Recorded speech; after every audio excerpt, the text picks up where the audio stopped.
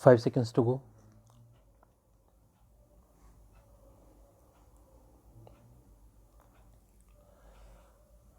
Start.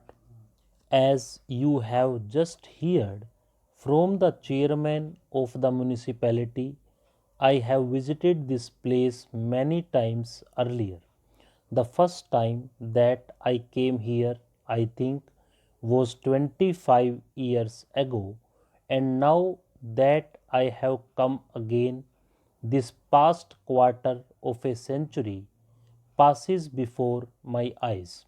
I see how, after a long struggle, we achieved freedom and independence, and how, since then, we have engaged ourselves in an even more difficult struggle, the struggle to achieve economic well being and higher standards for all our people. Everyone will agree with that objective of economic well being. Why then do we differ in many ways? Why are there various parties? It is good to have various parties because when there are different approaches to a problem, more light is thrown upon it. I do not believe in all people being regimented to think in one way. I want free flow and free exchange of thought, and out of that, we sometimes find a bit of the truth. Nevertheless, why do we differ often and quarrel with one another about the way and the path to be pursued? I want to say a few words about that to you. Wherever I go, I lay stress on something that is obvious, with which everyone should agree. I lay stress on the unity of India, not merely the political unity which we have achieved, but something far deeper, the emotional unity, the integration of our minds and hearts, the suppression of feelings of separatism.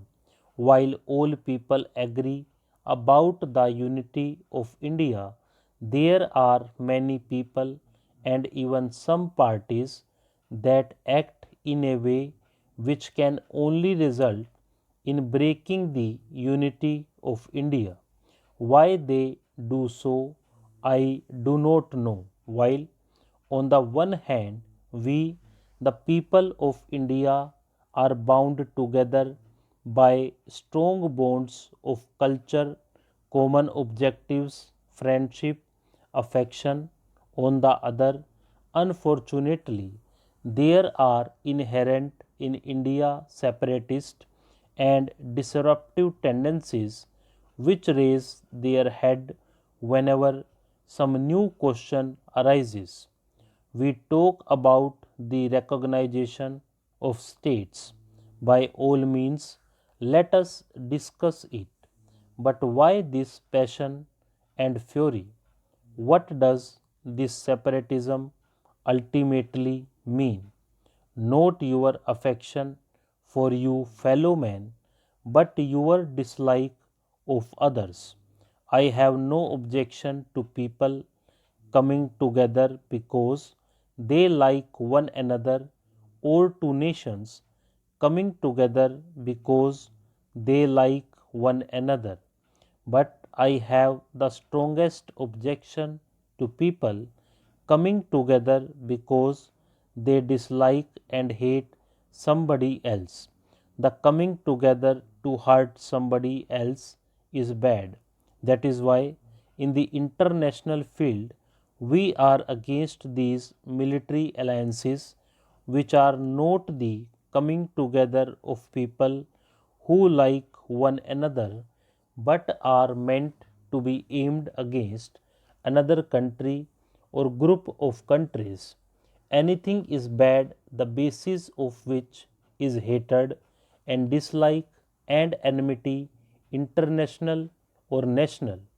We must be on our guard against the disruptive tendencies in the country which raise their head whenever an occasion offers itself.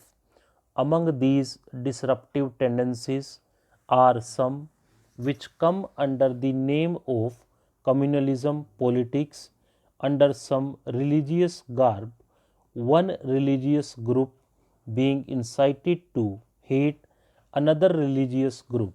Then there is provincialism, there is casteism, perhaps the most dangerous of all in our country.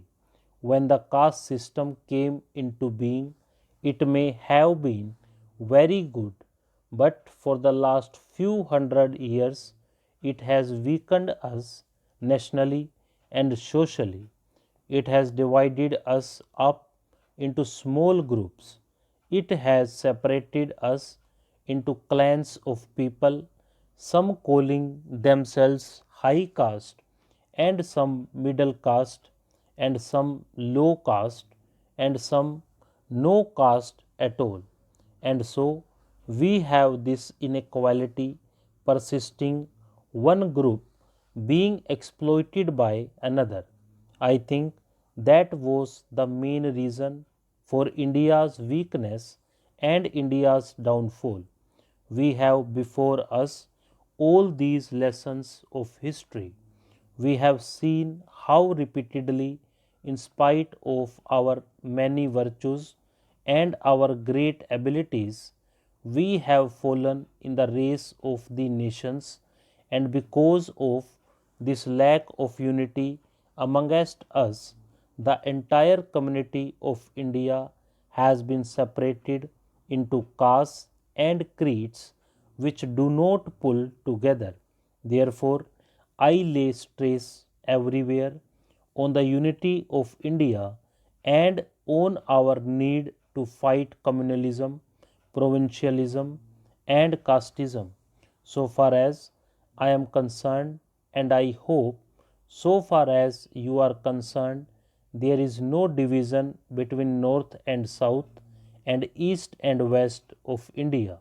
There is only one India of which all of us, you and I, are inheritors. It belongs to all of us. This southern part of India is not your private preserve. I have as much right to it as you. Likewise, the northern states of the Himalayas are not our private preserve. They are your inheritance also. They belong to you as much as to anybody else in India. So the whole of India, from the north to the south, is the common heritage of every Indian, and all India's history is our common heritage for all purposes. Stop.